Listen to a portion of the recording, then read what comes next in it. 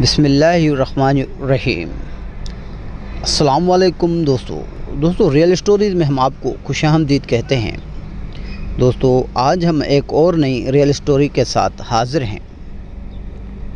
دوستو آج کی اسٹوری پریانتھا کمارا کی ہے۔ یہ 3 دسمبر کا دن تھا۔ تقریباً 10:28 تھے۔ سیالکوٹ میں وزیر آباد روڈ پر واقع راجکو فیکٹری کا مینیجر پریانتھا کمارا اپنے ماتحتوں سے کہہ رہا تھا کہ مشینوں کی صفائی اچھی طرح سے کریں، کیونکہ ایک غیر ملکی وفد فیکٹری کے دورے پر آ رہا ہے۔ پریانتھا کے ڈسپلن اور کام لینے کی وجہ سے فیکٹری کے بعد ملازمین اس سے پہلے ہی ناراض تھے۔ اچانک پریانتھا کو ایک مشین پر اسٹیکر نظر آیا تو اس نے وہ اسٹیکر اتار کر پھینک دیا۔ اس پر کچھ لڑکے اشتعال میں آ اور اس سے کہنے لگے کہ اسٹیکر پر مقدس اسلامی تحریر لکھی تھی، تم نے ہمارے مذہب کی توہین کی۔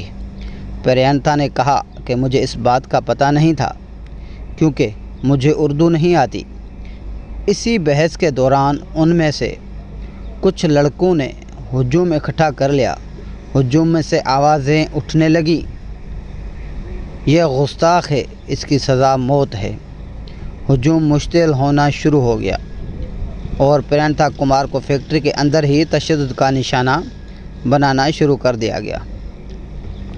فیکٹری کے 4 ملازمین آگے بڑھے۔ انہوں نے مشتعل ہجوم کو سمجھانے کی کوشش کی، مگر وہ لوگ ان کی بات سننے کو تیار نہیں تھے۔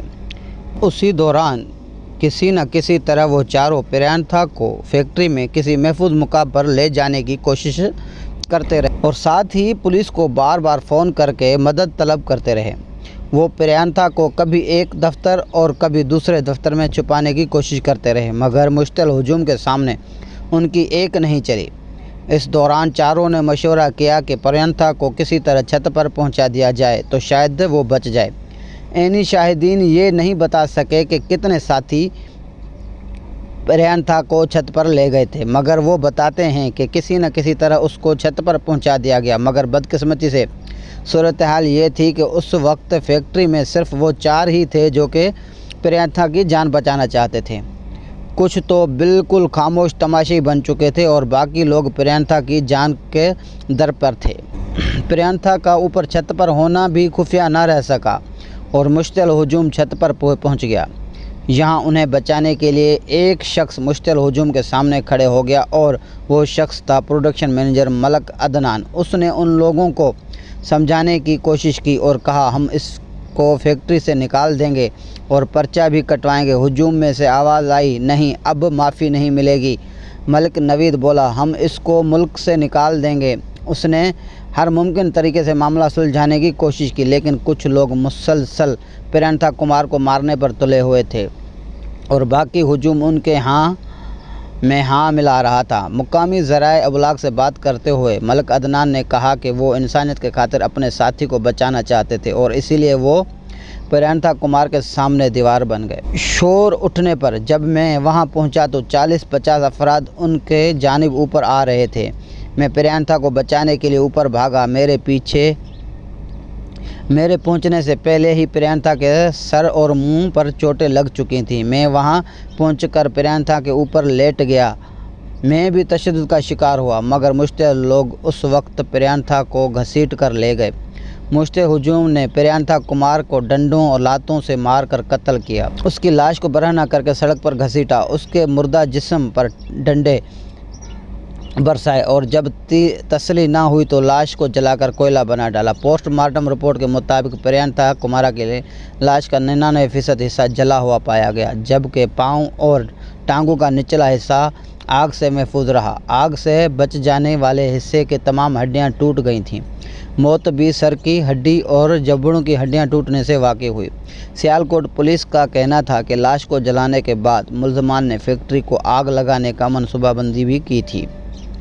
پولیس نے یہ بھی بتایا کہ ہجوم کے پاس پیٹرول کی بوتلیں بھی تھیں اور ان کی جانب سے فیکٹری کو آگ لگانے کی منصوبہ بندی بھی کی جا رہی تھی۔ پولیس رپورٹ میں بتایا گیا کہ پریانتھا کمار کو قتل کرنے کے بعد ملزمان نے مینیجر کی گاڑی کو بھی نقصان پہنچایا۔ पुलिस जब फैक्ट्री के अंदर दाखिल हुई तो हुजूम फैक्ट्री मालिक पर तशद्दुद कर रहा था। उस दौरान हुजूम ने पुलिस पार्टी पर भी पेट्रोल फेंककर आग लगाने की धमकी दे दी। ताहम पुलिस की भारी नफरी ने फैक्ट्री को आग लगाने की मनसूबाबंदी नाकाम बना दी। दोस्तों, प्रियंका कुमार का कत्ल उस नौयत का पहला कत्ल है और ना आखिरी।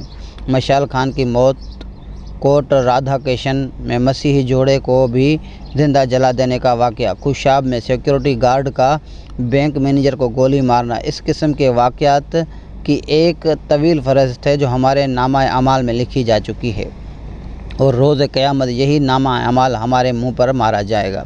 बज़ाहिर चंद दिन में लोग ये वाक़या भूल जाएंगे, मगर फिर भी कोई और वाक़या रोनमा होगा जो पहले से भी ज़्यादा दिलखराश होगा, जिसके बाद हम नए सिरे से नोहागिरी में मसरूफ़ हो जाएंगे और यह सिलसिला यूं ही चलता रहेगा।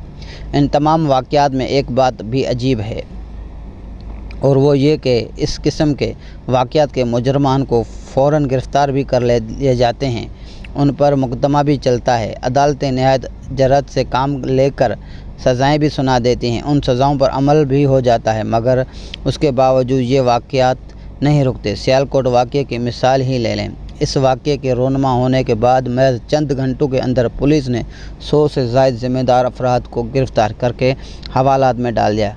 यकीनन उन पर मुकदमा भी चलेगा और उन्हें कानून के मुताबिक सज़ा भी होगी, मगर उसके बावजूद पाकिस्तान के 22 करोड़ अवाम में से किसी को इस बात में रत्ती बराबर भी शोभा नहीं कि सियालकोट जैसे वाक़यात आइंदा भी पेश आएंगे।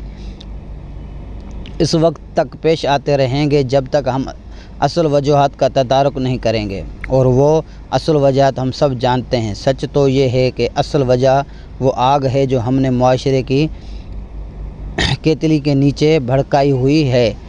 जब इस केतली में से जनूनियत का दूध उबल कर बाहर आने लगता है तो हम आग बुझाने के बजाय दूध को फूंकों से वापस केतली में डालने की कोशिश करते हैं, और ज़ाहिर है कि ये कारला हासिल है। गुज़िश्ता दिनों में सियालकोट वाक़े पर हर मुतबका फ़िक्र से ताल्लुक़ रखने वाले शख्स मज़म्मती बयान जारी किया। हत्या के उन लोगों ने भी नदामत की जो सारा साल मुआशरे में इंतहा पसंदी की केतली के नीचे आग भड़का कर रखते हैं। उनका ख़्याल है कि नदामती बयान देने और कहने से आइन, कानून और मज़हब इस जुल्म की इजाज़त नहीं देता, वो बरीउल ज़मा हो जाएंगे। जबकि सच ये है कि ये वाक़या पेश ही उस वजह से आया कि मुल्क की फ़िज़ा इस जुनूनियत के लिए साज़गार बना दी गई है। ये कैसे मुमकिन है कि आप साल तक एक मखसूस बयाने के आबियारी करें और उस बयाने के मखावत करने वालों पर मज़हब दुश्मन होने की, रियासत को ब्लैकमेल करने वालों ग्रोहों की डंके की चोट पर हिमायत करें। ऐसे ग्रोहों के हर नाजायज़ इक़दाम का दिफा करें, और जब उसे इंसान पसंदी न करें तो ज़ेर असर लोग गैर मुल्की शहरी को कत्ल करके उसकी नंगी लाश सड़कों पर घसीटे तो आप उससे ऐलान बरात कर दें। हम सब ने ट्विटर पर बयान पढ़े हैं जो इस वाक़ये के बाद जारी किए गए हैं।